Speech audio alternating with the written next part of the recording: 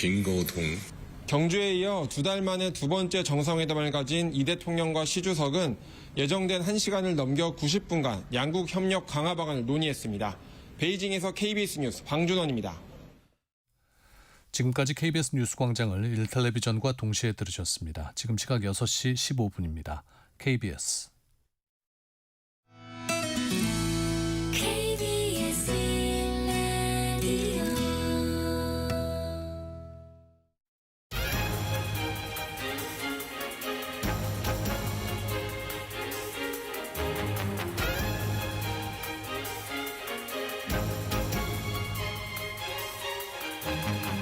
오늘 아침 일라디오.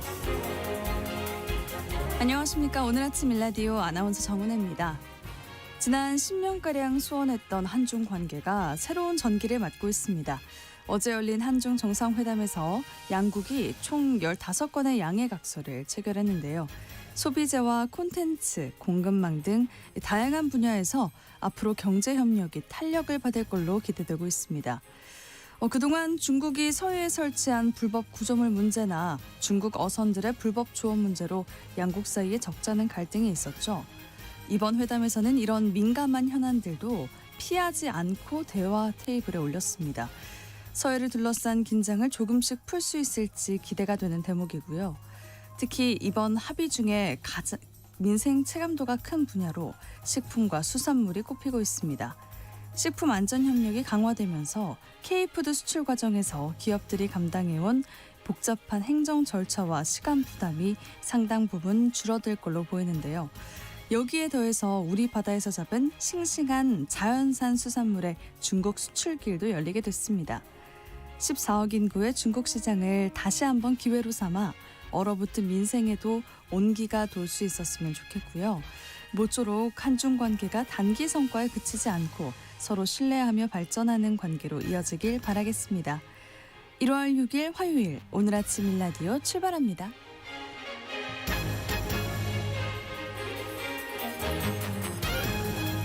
오늘 아침 일라디오 이 시간 물론 KBS 일라디오의 모든 프로그램은 유튜브 KBS 일라디오 공식 채널이나 모바일 콩 어플리케이션을 통해 실시간으로 함께하실 수 있습니다.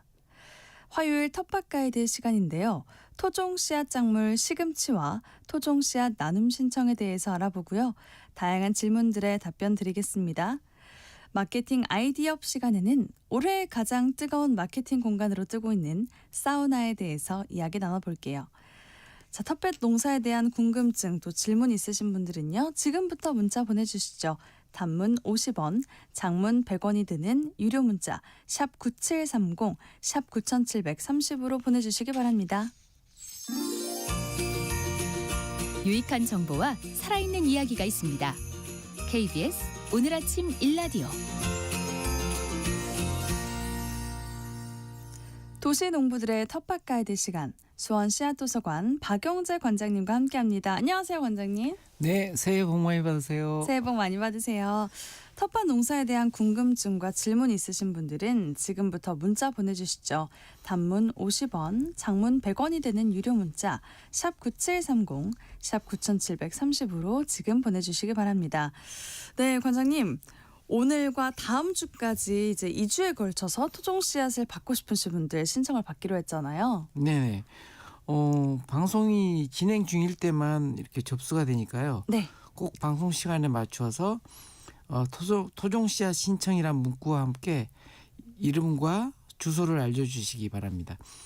지난해만 하더라도 650여 명 정도가 토종 씨앗을 신청하셨다는 이야기가 있었어요. 그러니까요. 정말 깜짝 놀랐는데요.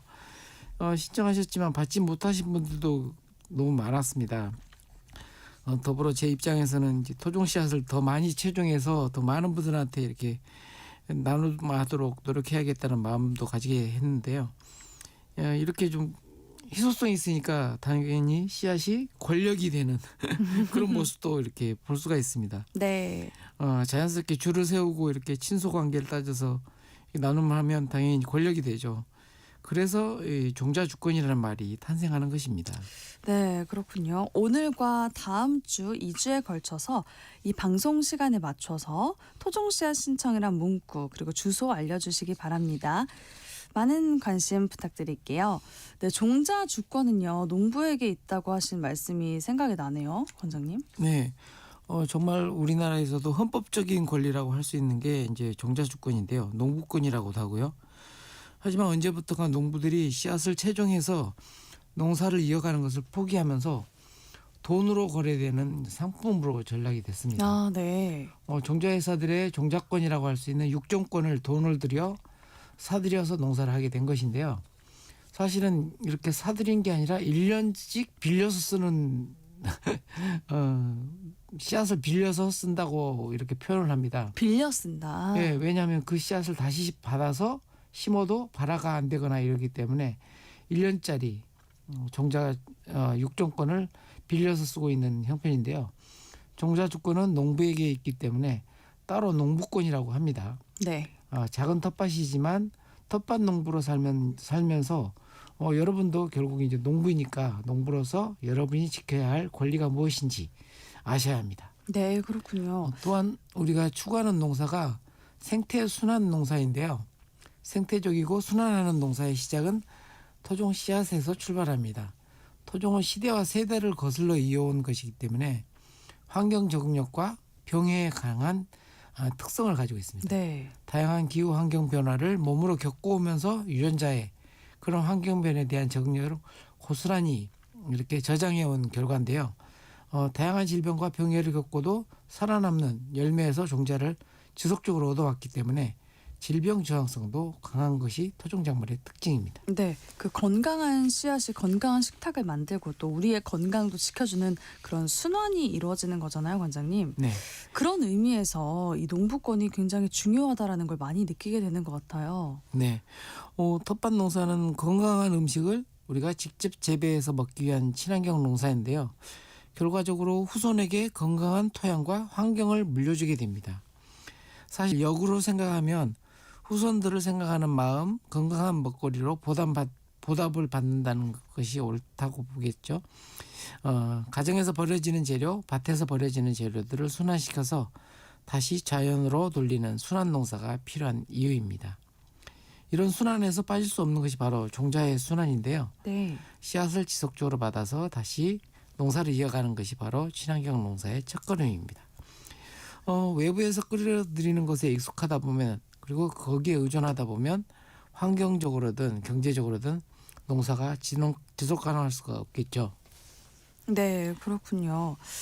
씨앗을 받아서 나누는 일에 우리가 적극적으로 동참해야 가능한 일이겠죠? 네, 맞습니다.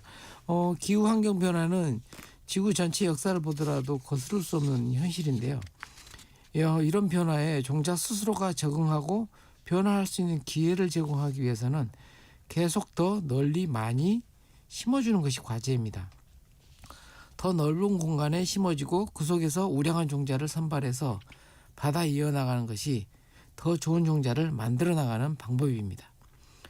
좁은 공간에서 겨우겨우 골라낸 종자가 좋을까요? 넓은 공간에서 골라낸 종자가 좋을까요? 당연하게도 더 많은 넓은 공간에서 골라낸 종자가 더 좋을 수밖에 없잖아요. 네. 그러기 위해서는 토종 종자를 찾아주는 사람이 많아야 하고요. 또 씨앗 소비가 증가해야 가능한 일입니다. 저의 경우 2,000평에서 한 200가지 종자를 채종하는 농사를 하다 보니까요.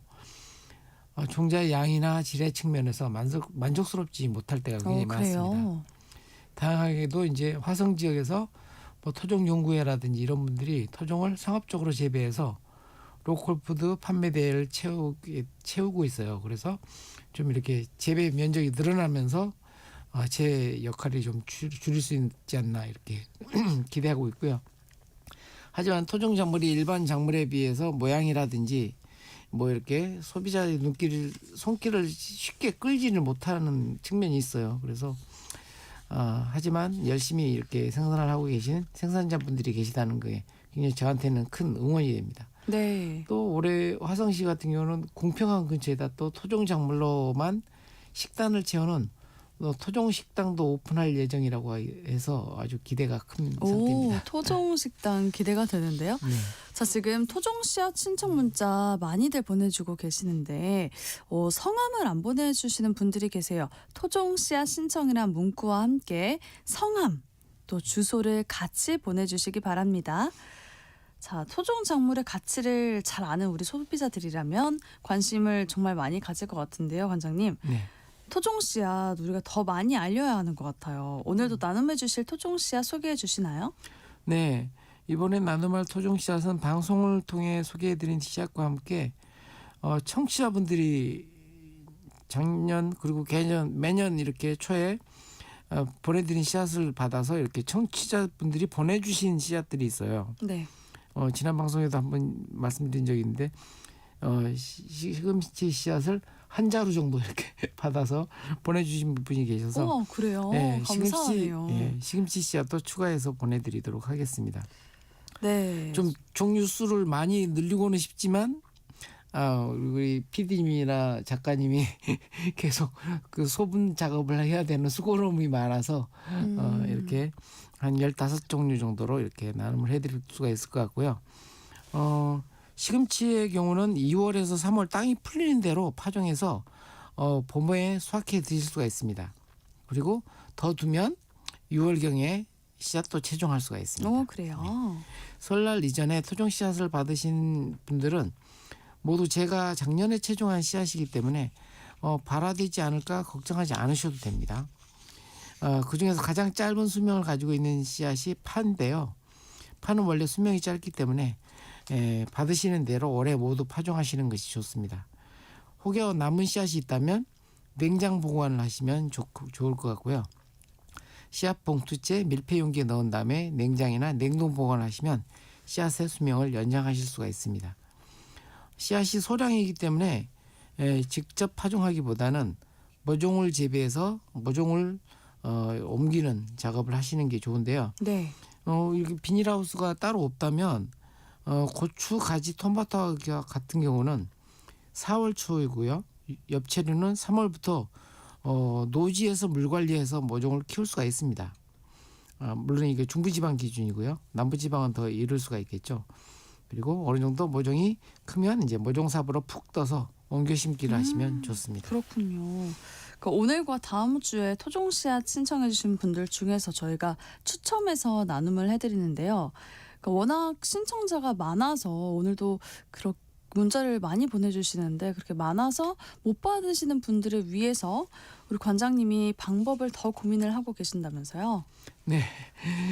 씨앗을 받지 못하시는 분들이 저한테 개인적으로 핸드폰으로 문자도 보내시고 그래요? 그런데 저는 농사 때문에 그런 작업을 하나도 할 수가 없습니다. 저한테 보내시면 소용이 없고요. 지난 시간에 말씀대로 좀 다른 방식으로 씨앗을 받아볼 수 있는 방법을 좀 찾아보도록 하는데요. 일단은 가장 좋은 방법은 수원시 권성구에 있는 기후변화 체험교육관 안에 저희 수원 씨앗 도서관이 있습니다. 휴가 나는 월요일을 제외하고 연중 개방하고 있으니까요. 네. 아침 10시부터 오후 5시까지 씨앗 구경도 하시고 토종 씨앗을 받아가시는 방법이 있습니다. 작년에 과천 농협 도움으로 과천 지역에서 상시 개방하는 곳을 마련하려고 했지만 실현이 되지 않았어요. 여러 가지 인연들이 다 합쳐져야 가능한 일이더라고요. 근데 올해는 또 다행히 경기도에서 운영하는 경기도 상상캠퍼스라는 곳에 3월에 입주합니다. 예전에 서울대학교 농대 캠퍼스가 있던 곳인데요. 정자 저장시설과 상설 나눔 공간으로 활용할 계획입니다. 수원역에서 멀지 않아서 가볍게 걸어오셔도 될 정도의 거리고요. 그래요? 네. 자원봉사자들을 활용해서 항상 인원이 상주할 수 있도록 좀 계획을 하고 있습니다. 좋습니다. 저희가 새로운 방법들 생기면 또 소개해 드릴게요. 오늘 텃밭과 관련해서 궁금한 점 있으시면은 단문 50원, 장문 100원이 되는 유료 문자 샵 9730, 샵 9730으로 지금 바로 문자 보내주시기 바랍니다. 저희가 자세하게 답변 드리도록 할게요. 네, 지난주에 미처 답변 못 드린 질문부터 함께 살펴보겠습니다. 8899님, 커피 찌꺼기를 밭에 뿌리면 토질이 선성화되나요? 라고 문자를 보내주셨어요. 네.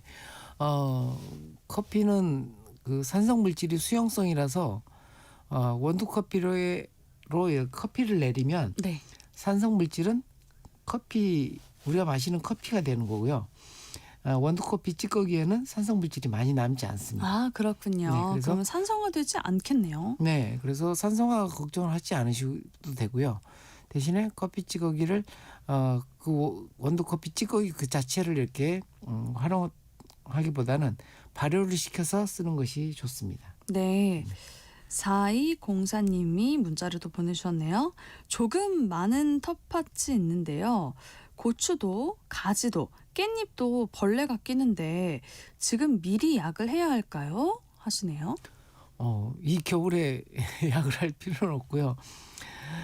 이렇게 가지, 고추, 뭐 토마토 이런 작물들은 이제 가지과 작물이라고 하는데 우리나라는 다행히 이렇게 추운 겨울이 있어서 바이러스라든지 이런 것들이 월동하는 것들이 상대적으로 이 추위에 이제 많이 소멸이 돼요. 네. 근데 저기 베트남이라든지 이런 남부지방 같은 경우는 그게 좀 바이러스가 없어지질 않나 봐요. 그래서 그 거의 코로나 바이러스하고 비슷한 그런 이제 전염성이 강한 가지과 작물의 질병이 많이 창궐을 한다고 하는데 우리나라는 그래도 좀 복받은 나라가 아닌가. 겨울이 있어서 그런 것들이 월동을 하거나 계속 확산되지 않는 그런 복을 받고 있는 것 같습니다. 오, 그렇군요. 자, 안성진님께서 제주에 사는 60대입니다. 1월에 파종할 봄 채소 종자는 어떤 게 있을까요? 비닐 멀칭을 하려고 합니다라고 해주셨네요. 네. 제주도도 이제 북제주가 있고 남제주가 다 환경이 좀 조금씩 다르긴 한데요. 네네. 땅이 얼지 않고 그래도 영상 기온을 계속 유지한다면 상추라든지 고수라든지 그다음에 당근 뭐 이런 상대적으로 내한성이 강한 그리고 추위에도 좀 강한 그런 작물들은 지금도 파종하셔도 됩니다. 오, 그래요? 상추, 고수 이런 건 지금 파종해도 네. 된다는 말씀이세요? 배추, 양배추, 뭐 당근, 네, 배추, 이런 양배추, 것들도, 네. 당근까지도요. 네. 파종이 가능하고요. 그리고 비닐 멀칭을 하니까 좀 따뜻한 열기를 이렇게 가둘 수 있는 그래서 투명한 투명한 밴드가 있는 이런 씨앗 파종한 데는 투명하고 그 외에 풀이 날 부분은 까만 그런 이중의 이제 멀칭용 비닐이 있거든요. 그걸 활용하시는 게 아무래도 지온을 유지하는데 유리한 그런 멀칭 방법입니다. 오, 그러면은 지금 파종을 하는 거랑 조금 나중에 파종을 하는 거랑 큰 차이가 있을까요? 차이는 이제 발화되는데 좀 시간이 걸리는 거고요. 네. 근데 이제 씨앗들이 영리해서 그 기온 차이라든지 온도가 자기가 생육할 수 있는 적당한 온도에 발화를 하기 때문에 그런 좀 씨앗들의 그 신비한 그 발화 특성도 오, 관찰하기 신기하네요. 네. 이제 나와도 되겠다 싶을 때 나오는 네, 그렇죠. 거군요. 네, 완두콩도 마찬가지로 파종하셔도 되고요. 그렇군요. 완두콩까지 말씀을 해주셨네요. 네. 자, 8818님. 올겨울 날씨가 따뜻해서 땅이 얼지 않았는데 상추 씨앗 뿌려도 될까요? 라고 하셨네요. 네, 우리 제주 안성진님하고 비슷한 질문인데요. 아까 상추 땅, 된다 하셨잖아요. 네, 땅이 얼지 않았다면 파종하셔도 됩니다. 네. 자, 김지호님께서 또 문자를 보내주셨네요. 저희가 좀 전에 커피 찌꺼기 이야기했잖아요. 네. 커피 찌꺼기 간단한 발효 방법 알려주시길 부탁드립니다. 어떻게 하면 되죠?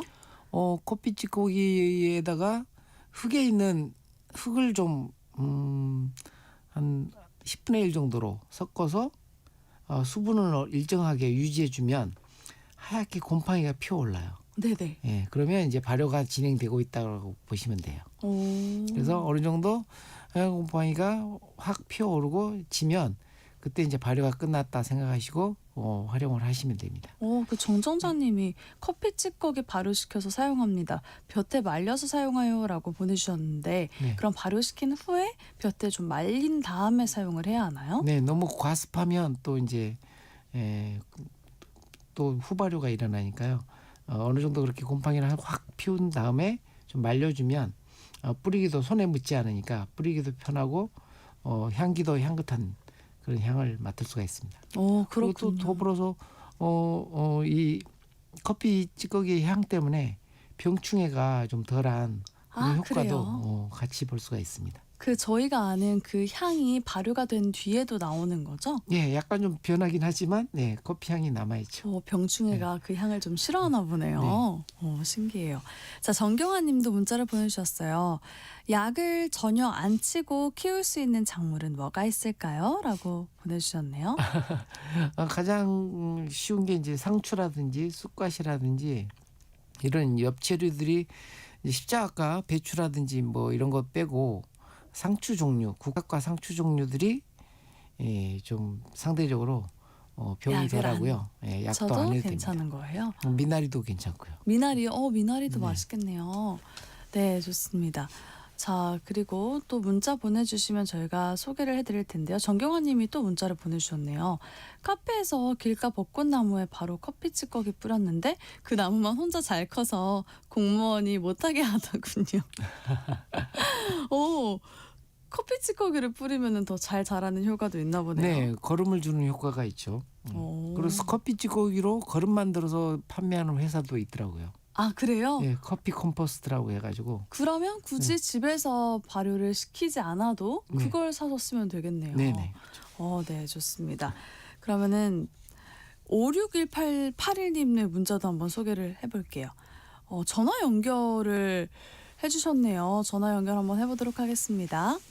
예, 자, 먼저 관장님 그 헤드폰 준비를 해주시고요. 네, 지금 잘 들리십니까? 5681님? 예, 조그맣게 들리네. 내가 전화. 네, 반갑습니다. 어디에서 오신 누구신지 소개를 부탁드릴게요. 예, 저는 서산의 김순희입니다. 네, 반갑습니다. 지금 관장님도 헤드폰 준비가 되어 있어서 잘 들리실 거예요. 네, 반갑습니다. 예, 안녕하세요. 네. 네, 어떤 질문이 있어서 전화 주셨을까요? 예, 저는 들기름을 이제 방앗간에서 짜고 그 나오면 그 깻목 있더라고요. 그 깻목 그 동그란 거 딱딱하고 단단한 거. 네네.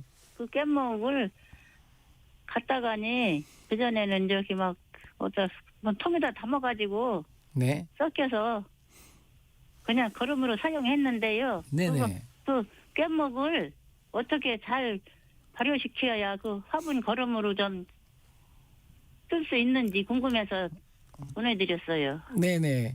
일단 그 기름 짠 데서 나오는 네. 깻묵이 맷돌처럼 딱딱하잖아요.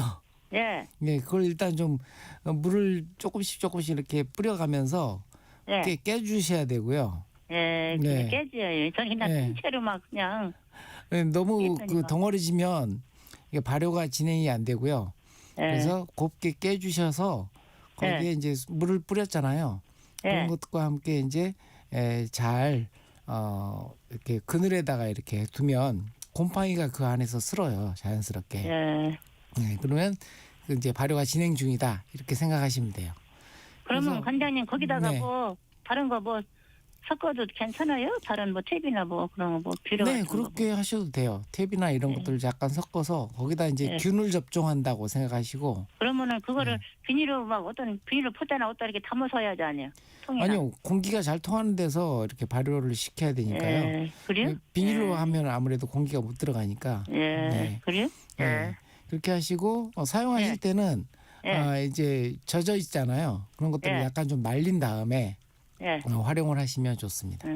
말린 다음에요. 예. 예. 그러면 그 화분 그냥 아무데나 그냥 다른 아무데나 줘도 상관없죠. 네네. 근데 이제 작물마다 우리 화분에다가 심는 작물들의 경우는 상관이 없는데 우리가 이제 관상용으로 예. 키우는 화분들 있잖아요. 예, 이런 데는 상대적으로 거름기가 덜해야 돼요. 너무 많이 주면 예. 또 뿌리가 예. 썩거든요. 그래서 예. 작물에 따라서 많이 주고 적게 주고를 잘 조절하셔야 합니다. 그러면은 그냥 화분이다 아니고 그냥 화분 화단에다 그 심는 그 꽃 같은 거다도 줘도 되지 않아요? 네, 그런 데는 아주 예. 좋습니다. 예, 네. 잘 알았어요. 오. 네, 감사합니다. 네, 감사합니다. 네, 질문 답변이 됐을까요? 들기름 짠 후에 나오는 깻묵이 거름으로 유용한지 몰랐습니다. 자, 568님 전화 주셔서 고맙습니다. 네, 시간상 오늘은 여기서 저희가 마무리하겠고요. 답변 못 드린 질문들 다음 주에 이어서 해드리겠습니다. 관장님, 올해 한 해도 정말 수고 많으셨습니다. 텃밭 가이드 시간, 지금까지 수원 씨앗도서관 박영재 관장님과 함께했습니다. 고맙습니다. 네, 감사합니다.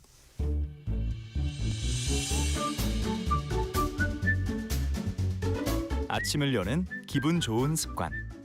KBS 오늘 아침 일라디오.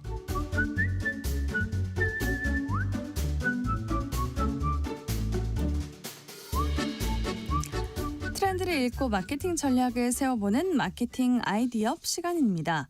오늘은요, 2026년 가장 뜨거운 마케팅 공간으로 뜨고 있는 사우나에 대해서 소개를 해주신다고 합니다. 마이테이스트 민지영 대표님과 함께 할게요. 안녕하세요, 대표님. 네, 안녕하세요. 네, 새해 복 많이 받으세요. 네, 새해 복 많이 받으세요. 네, 새해에 가장 뜨거운 마케팅 공간, 이게 사우나라고 소개를 네. 해드렸습니다. 이게 정말인가요? 어떤 변화가 일어나고 있는 거죠?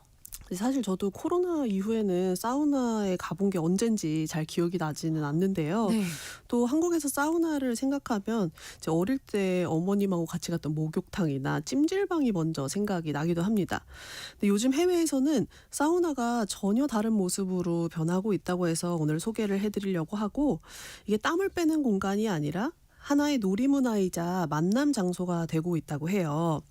그래서 요즘 사우나에서는 이제 지인들과 가는 게 아니라 낯선 사람들과 만나서 자연스럽게 인생 이야기를 나누기도 하고, 또 친구들하고도 술집 대신에 사우나를 가자고 먼저 제안하는, 특히 Z세대가 늘고 있다고 하거든요. 네. 그래서 영국의 경우를 보면 2023년에 45곳에 불과하던 이 소셜 사우나가 2024년에는 147곳으로 1년 만에 3배 이상 늘어났다고 하고요.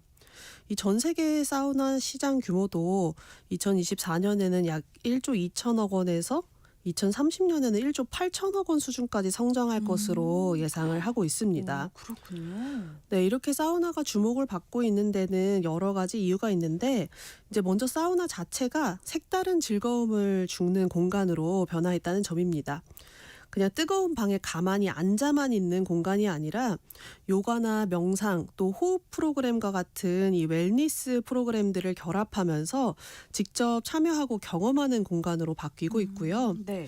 그리고 이제 코로나 이후에 건강을 중시하는 분위기가 확산이 되면서 그렇죠. 네, 젊은 세대 사이에서 또 술을 줄이는 추세잖아요. 맞아요. 예전만큼 젊은 친구들이 많이 마시질 않는 것 같더라고요. 네, 맞아요. 근데 술집에서는 물론 술도 마시지만 또 이야기하고 소통할 만한 장소가 됐었는데, 네. 이런 데를 안 가다 보니까 새로운 장소를 찾으면서 사우나라는 공간을 대안으로 선택하고 있습니다. 같은 맥락으로 그래서 카페가 점점 많이 늘었고 카페 이용객들이 늘었는데 네. 이제는 사우나도 그런 관심을 받고 있는 거군요. 네, 맞아요. 그래서 거기다가 힐링도 할 수 있는 공간이기 때문에 그러게요. 더 좋기도 하고, 또 90분 정도 이용할 때 보통 15,000원 안팎이면 충분하니까 또 술이 없어도 또 저렴한 가격으로 더 깊은 대화를 나눌 수 있는 점이 매력으로 꼽히고 있습니다.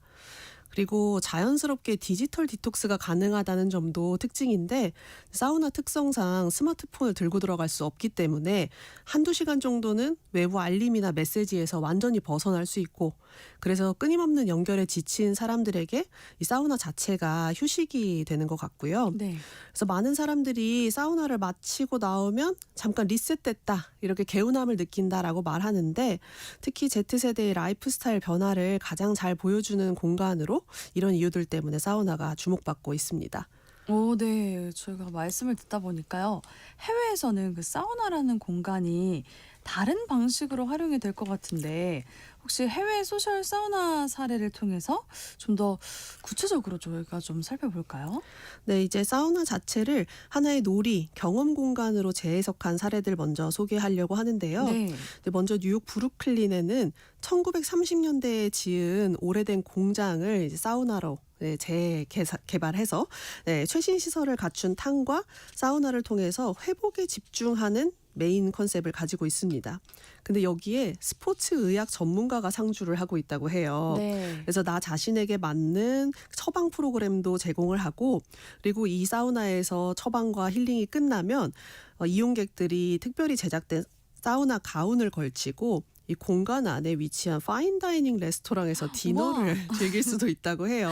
사우나 가운을 걸치고 그 식사를 하는 거예요? 네. 그래서 음식까지도 웰빙 음식으로 준비를 해둬서 사우나부터 이제 식사까지 한 번에 해결할 수 있는 공간이 됐다고 합니다. 또 사우나를 소셜 공간으로 확장한 대표적인 사례는 영국 런던의 사우나 소셜 클럽인데요. 네. 이 안에는 사우나 안에 음악 부스도 있다고 해요. 우와. 네, 그래서 DJ가 직접 음악을 틀어주고 호흡법이나 명상 프로그램도 함께 진행된다고 하고요.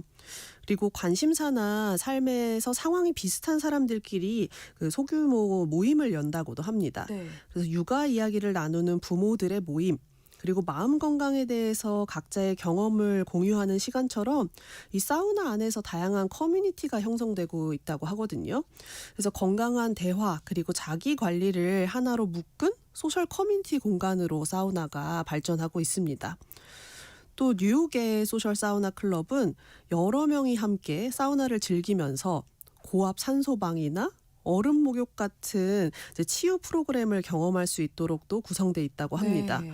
그래서 번잡한 도시에서 벗어나서 사람 간의 교류와 자기 관리를 동시에 원하는 사람들이 이런 공간을 찾고 있고 이 문화 공간으로 사우나가 점점 더 진화하고 있다고 볼 수 있겠습니다. 그렇군요.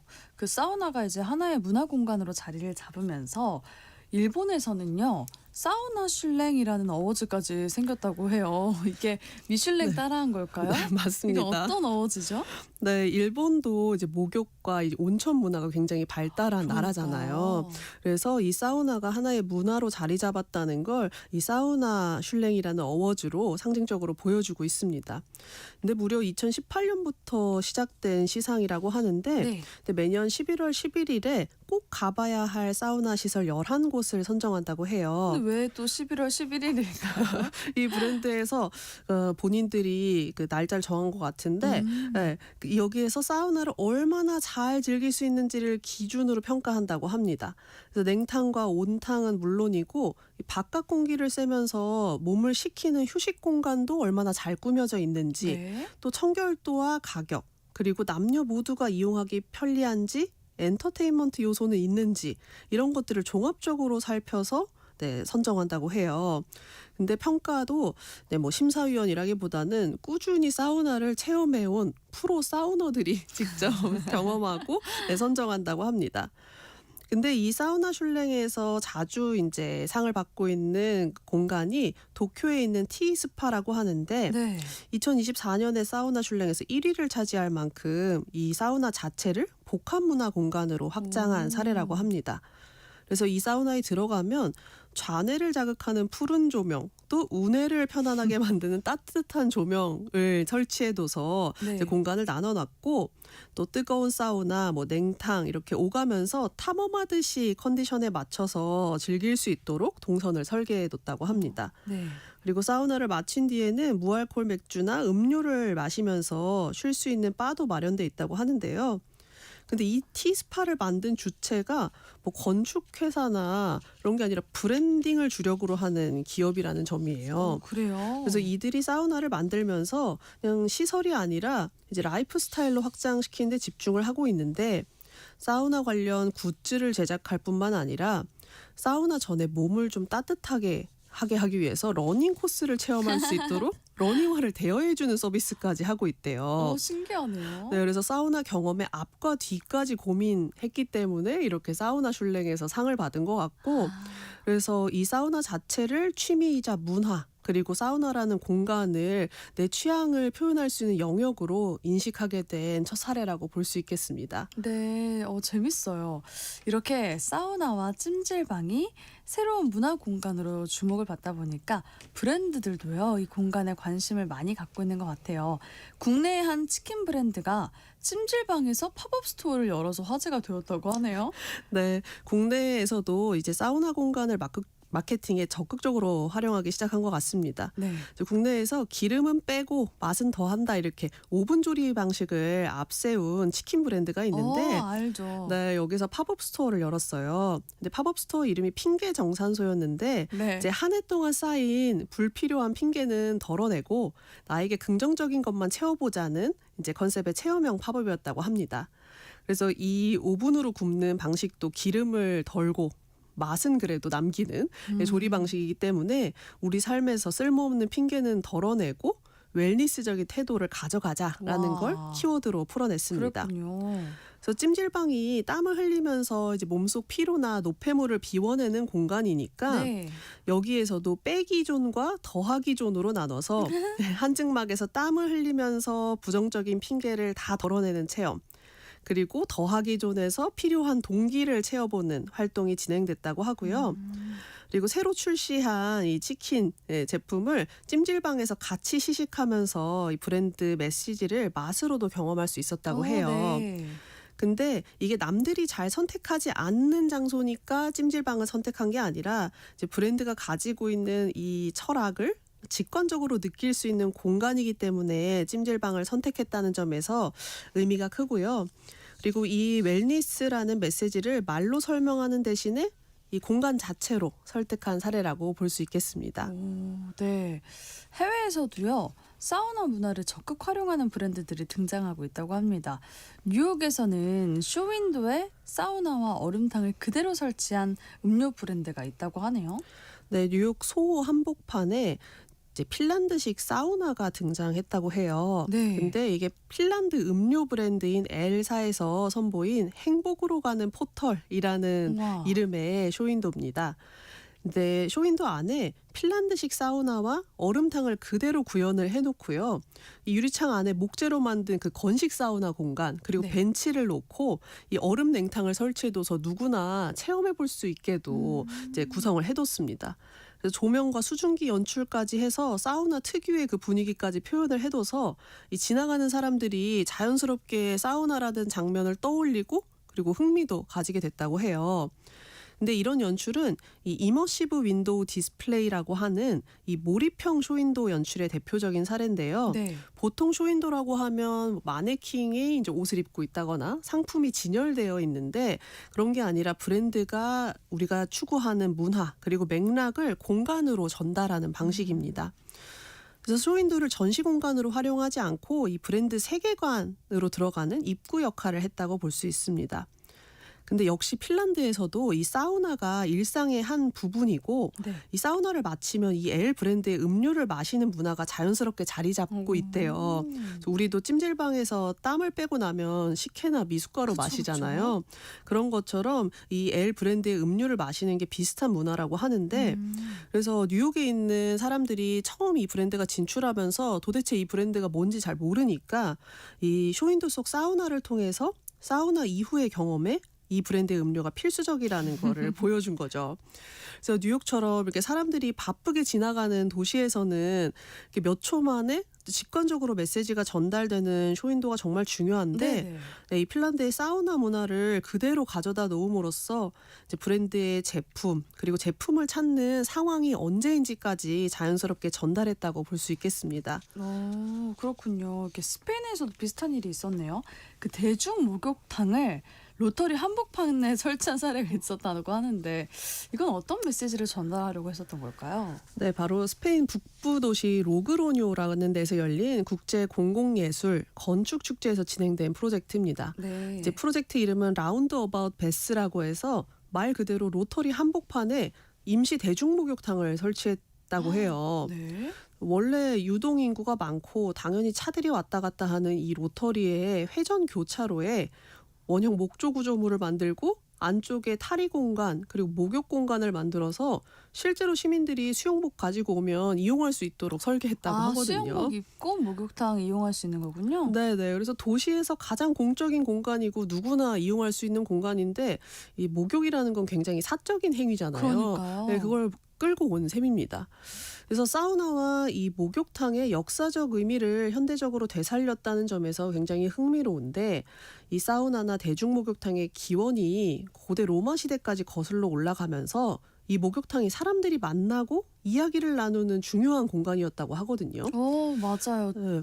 그때 그 이탈리아 여행 갔을 때 네. 그 공간을 봤는데 생각보다 이 사적인 공간이 아니더라고요. 네, 굉장히 오픈되어 있잖아요. 네. 그래서 이 목욕을 하는 게 그냥 내가 몸을 깨끗하게 하는 게 아니라 공동체, 이 커뮤니티라는 것이 특징이거든요. 그래서 이런 개념을 끌고 와서 이 혼자만의 휴식을 위한 공간이던 이 사우나를 여러 사람이 함께 이용하는 경험으로 바꾸면서 이제 이용객들은 묘한 해방감도 느끼고 또 친밀감을 만들어냈다는 평가를 이제 받더라고요. 네. 그래서 이 설치가 도시의 공공 공간들은 사람을 위해서 존재해야 한다는 메시지를 던지면서 일상 속에 있는 공공 장소들이 네. 사람들이 관계를 맺는 장소로 쓰일 수 있다라는 가능성을 보여줬다고 합니다. 그래서 이제 이 사우나가 사람과 사람을 연결하는 매개체이자 공간을 새롭게 해석하는 도구로 작동을 하고 있으니까 우리가 사우나라는 공간에 다시 주목하는 이유도 좀 잊고 지냈던 공동체 경험을 하면서 힐링까지 가능한 장소라는 의미가 담겨 있기 때문인 것 같고요. 네. 또 이렇게 새로운 의미로 해석되고 있는 공간에 주목을 해보시면 새로운 아이디어를 얻으실 수도 있을 것 같습니다. 아, 전 대표님하고 이야기 나누니까 오랜만에 사우나 가서 한번 경험을 해보고 싶네요. 여러분 사우나 하시면서 아이디어 한번 얻어보시죠. 지금까지 마이테이스트 민지영 대표님과 함께했습니다. 고맙습니다. 네, 감사합니다. 네, 오늘 아침 일라디오 지금까지 아나운서 정은혜였습니다. 모두 좋은 하루 보내세요.